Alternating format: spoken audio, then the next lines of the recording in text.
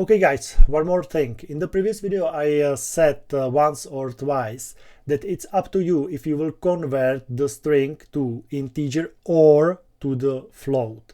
What does it mean? Because it can be confusing, right?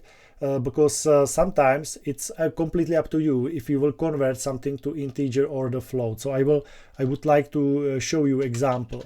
For example, I will ask user about age, and I know that age is a number, so I will convert it to integer.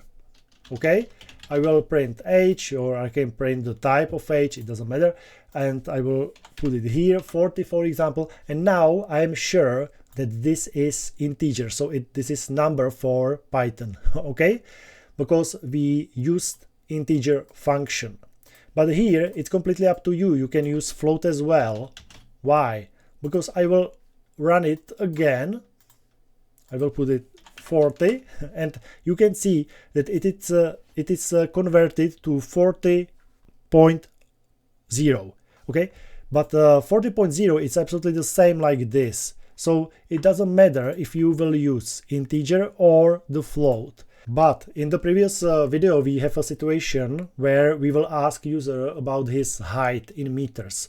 But height in meters there will be always in the float number, right? So you need to think about it, and you need to say, okay, this data that there will be always in decimal numbers, so we need to convert it anytime in float.